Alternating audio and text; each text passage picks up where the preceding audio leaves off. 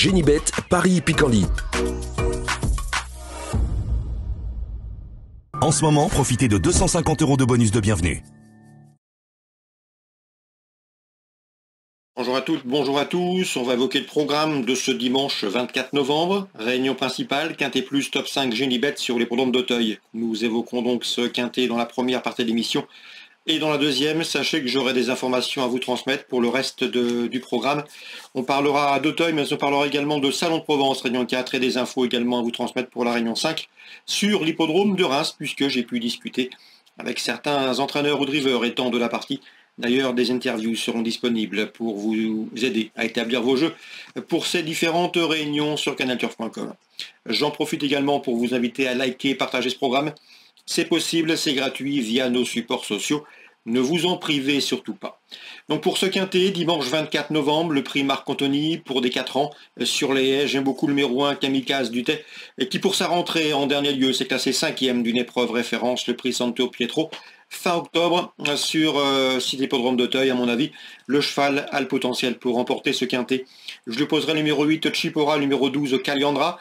Ces deux concurrents ont respectivement été affichés 2e et 4e devant Kamikaze Dutet à l'occasion de leur sortie commune dans le prix Santo Pietro, l'épreuve référence du 30 octobre.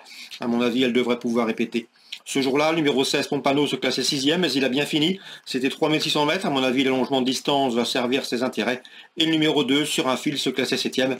Il a droit une nouvelle fois de batailler pour les places.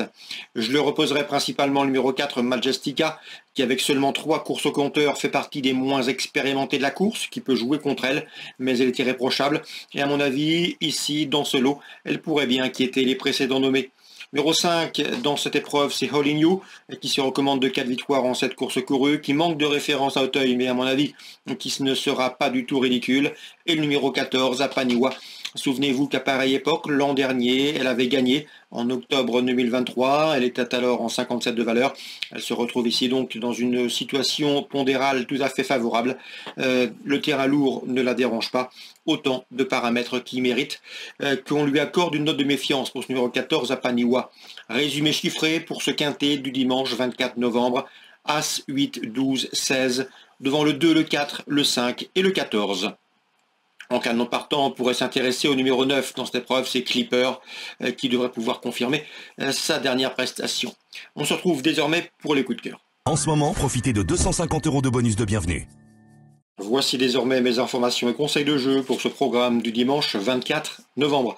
On commence par Auteuil. Dans la première, j'aime beaucoup le 101 Brexit et le 102 Beccarimbo. Brexit qui revient sur le steeple avec des ambitions et Beccarimbo qui dispose d'une belle chance théorique. Ce sont deux chevaux expérimentés, 101-102. Je le reposerai principalement le numéro 4, Imperial Mag, présenté par Alain Cotil. Ce cheval sera mieux ici qu'un faire-valoir. La méfiance s'impose, 101, 102, 104. Concernant le prix Renaud du Vivier, groupe 1, belle épreuve, la plus belle de la journée, grande course de les 4 ans. On prend les meilleurs commences, à savoir le 403 Kingland, le 401 Gardien de Musée et le numéro 2 Léon du Berlay. Ces trois-là se connaissent bien, ils ont formé le trio gagnant du prix Pierre de la Suisse, la préparatoire, disputée fin octobre à Auteuil. À mon avis, il devrait une nouvelle fois s'expliquer pour la palme. On le reposera principalement le numéro 4, Pistache Doré, qui avait remporté le prix Alain Dubrail, groupe 1 au premier semestre, course dans laquelle Pistache Doré dominait notamment Kingland, de quoi ici lui valoir des supporters. On passe maintenant à Salon de Provence, la Réunion 4. Dans la 6e, j'aime beaucoup le 606 Icare des Forges, qui a bien gagné à Feur lors de son avant-dernière sortie, qui a répété depuis en s'imposant à Amiens. La corde droite ne le dérange pas. Difficile d'aller contre ce 606 Icare des Forges. Dans la 8e, je sais que Théoradou effectue un long déplacement, un déplacement ambitieux avec le 808 Gilberto. Le cheval sera pieds nus pour ce rendez-vous. C'est une course visée.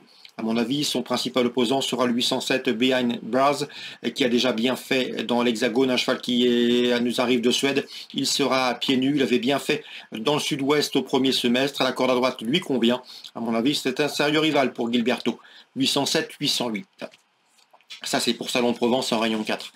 Autre réunion pour les trotteurs en Réunion 5 à Reims. J'ai pu discuter avec Christophe Depeut, qui effectuera le déplacement avec des ambitions. Il est confiant notamment que le 108 Horizon d'Emi.